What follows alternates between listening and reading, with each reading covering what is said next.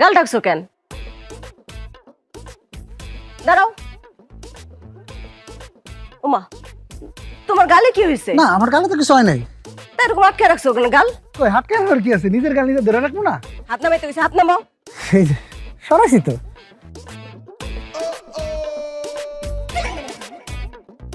ওয়াল্লাহ, ও শোনা, তোমার থাপড়াইছে কেডা? আরে আমারে থাপড়াইবো কে? আমি তো হেডে হুনতে থাপড়াইছে কেডা? আরে আমারে থাপড়াইবো কেডা? শোনো বউ, দুনিয়ার সবার লগে মিছা কথা কইলো, নিজের বউর লগে আমি জীবনে মিছা কথা কমু না। মাইয়ার বয়স হলো 16। সেই মেয়ে তোমার থাপড়াইছে? আরে আমারে থাপড়াইবো কে? আরে আমি তো হেডে হুনতে চাইতেছি, থাপড়াইছে কেডা? আরে আমি তো ওইটাই কইতে চাইতেছি, তুমি তো শুনতে চাইতেছো না। মেয়ের বাপ হইছে, আয়া কইতেছে 16 বছর মেয়ের বয়স বাড়াই দিয়ে বিয়ে করাইতে। আমি কইলাম আমি গাজী খা জীবনে এরকম অবৈধ কাম করতে পারবো না, এটা অন্যায়, এরকম অন্যায় আমারে দিয়া জীবনে হইব না।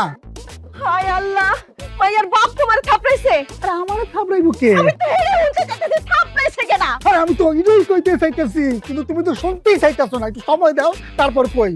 মেয়ের বাপ আইছে, আয়া কইতেছে 16 বছরের মেয়ের যে 16 যে এক এক টান দিয়া 2 বানায়া 26 করে দিতে, বিনিময়ে সে আমার মাত্র 1 লাখ টাকা দিবে। 1 লাখ টাকা?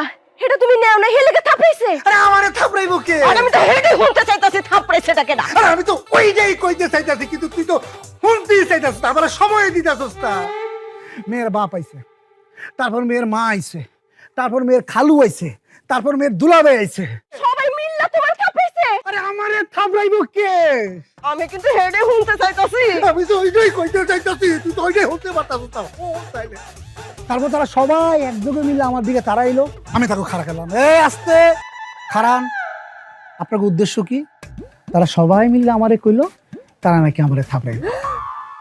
আমি সেই অসম্ভব, আমি গাজী খা বাচ্চা থাকতে আপনারা কি লিগে আমারে থাপড়াইবেন? আমার হাত কি আমি বাইক ফিয়েছি কাইটটা?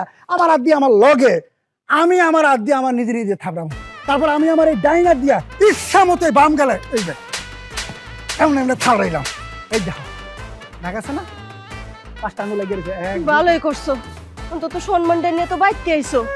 এবার আমি মাথা উঁচু করে গ্রামে সবাই কইতে পারুম, আমার জামাইয়ের গায়ে হাত দেওয়ার মতো মানুষ এই গ্রামে একটাও নাই। আরে বউরে, এই হাত দিয়ে তো আমি আমার জীবন পার করে দিলাম। এই হাত না থাকলে কি আমার এই জীবন চলতো? চলো এই বিষয়ে পরে কথা কমু। ওরা ঘরে দাও। আডো, তোমার একটু বড় পানি দিয়ে আমি ঠিক করে দিই। আডো আডো আডো। আইয়ো।